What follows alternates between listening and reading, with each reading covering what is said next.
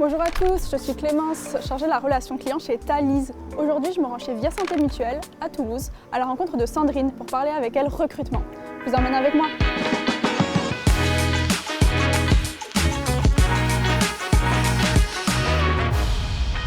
Bonjour Clémence. Bonjour Sandrine. Tu vas bien? Oui, très bien et toi? Bah oui, merci. Bienvenue chez Via Santé.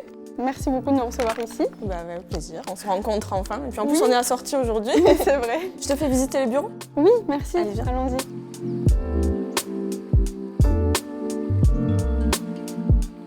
Merci Sandrine de nous recevoir aujourd'hui ici dans les locaux de Via Santé Mutuelle à Toulouse. Avec grand plaisir.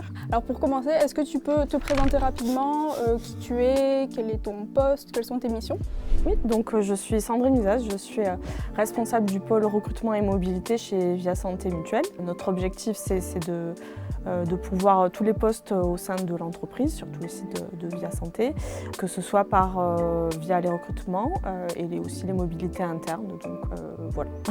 Ok, et finalement quels sont les plus gros défis à relever sur la partie recrutement aujourd'hui chez Via Santé Mutuelle?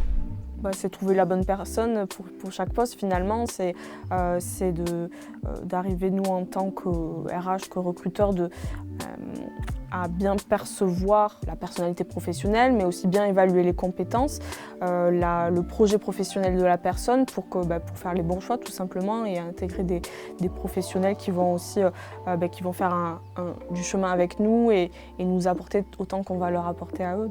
Finalement, l'exercice même du recrutement et des entretiens qui est très important et qui est très déterminant. Par rapport aux entretiens, comment tu organises tes entretiens à l'aide de Thalys? Alors, nous, on utilise la fonctionnalité qui permet de prendre des rendez-vous de préqualification téléphonique via des liens automatiques. Donc ça, c'est très apprécié des candidats. On l'a mis en place il y a quelques mois. C'est très apprécié quand c'est expliqué, évidemment, puisque quand on transmet le lien de prise de rendez-vous, on explique la démarche, pourquoi on a pris la décision de ne pas les contacter directement, pour ne pas les prendre dans un moment au dépourvu. Donc ça, c'est très apprécié et ça nous permet aussi de trouver un moment finalement où le candidat est disponible. Nous, on est disponible à 100% pour échanger avec eux. Donc, toi et l'équipe de recrutement en général va suivre des statistiques liées aux sources des candidats? Oui, complètement. C'est vraiment un bon indicateur pour nous. Ça nous permet de comprendre les comportements des candidats, de pouvoir mieux s'y adapter finalement. Donc oui, effectivement, on peut suivre les sources des candidatures, le taux de transformation aussi, le nombre de candidatures versus le nombre de vues sur nos offres, ce qui nous permet aussi d'évaluer si nos offres sont adaptées finalement à nos cibles et les personnes qui les consultent. Donc c'est des indicateurs qui sont importants pour nous. Comment Thalys va te permettre de sécuriser les données de tes candidats? Oui, donc Thalys supprime automatiquement les données des candidats après 2 ans sans aucun contact avec eux via l'outil. Donc ce qui nous permet de rester en conformité RGPD naturellement. Et dans certains cas où les candidats nous font la demande de supprimer leurs données également, la fonction d'anonymisation des fiches est très facile à utiliser et nous permet rapidement d'accéder à la demande requête des candidats qui le souhaitent. Alors maintenant, on va passer à notre petit jeu, un peu beaucoup passionnément, pas du tout les sujets clivants du recrutement.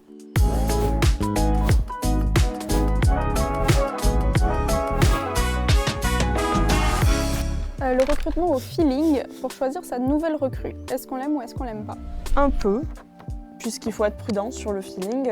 Chez nous, c'est très important de garder cette part d'humanité dans le processus de recrutement. On ne mettra pas en place les entretiens faits par des robots, par exemple, comme ça peut commencer à se faire, comme on peut le voir parfois en ce moment.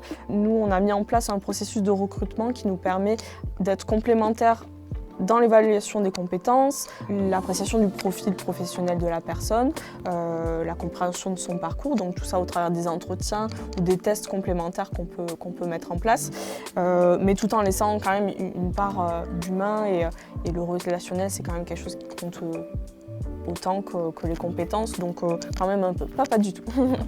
Et sur ce sujet, je t'invite à lire un article de Pierre-André Fortin qui parle justement du questionnement de l'intuition dans le recrutement, parce qu'on ne peut pas complètement se débarrasser de l'intuition, mais il faut accepter qu'il y ait un peu ce facteur-là dans le recrutement.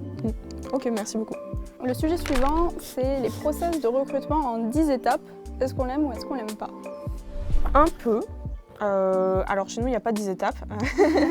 Chez Via Santé, puisque on fait en sorte de rendre le processus dynamique et participatif. Donc on fait un entretien avec le RH et le manager ensemble. Là où dans certaines autres entreprises, ça peut être 2 entretiens séparés. Ça nous permet de gagner en efficacité notamment.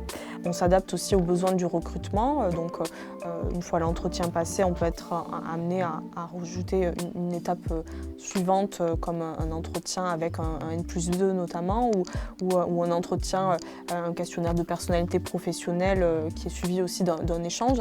Donc sans aller jusqu'aux 10 étapes, il est parfois nécessaire quand même de prendre le temps de valider tous les éléments pour que ça soit un choix étayé et de choisir la bonne personne. Ok, je rebondis sur ce sujet avec l'une de nos ressources internes qui est le carnet de route de Hélène Lee. En fait, elle va présenter le recrutement en reprenant les 4 grandes étapes classiques d'un projet et elle les applique au recrutement et en fait, elle va plutôt mettre l'accent sur le rôle de chacun et les actions que chacun doit prendre pour se repérer au mieux dans le process de recrutement. D'accord, ok, je lirai ça après notre interview. Merci Sandrine, c'était très intéressant de recevoir ton point de vue sur tous ces sujets un peu clivants et j'espère te revoir bientôt. C'était très agréable en tout cas que tu nous reçois ici dans les locaux à Toulouse. Ce sera avec grand plaisir, tu es toujours la bienvenue chez Via Santé. Merci. Je viens de sortir de mon échange avec Sandrine, c'était très intéressant de parler avec elle de ses bonnes pratiques en recrutement et des sujets clivants. Si vous aussi vous voulez digitaliser vos recrutements, rendez-vous sur Thalys. À bientôt.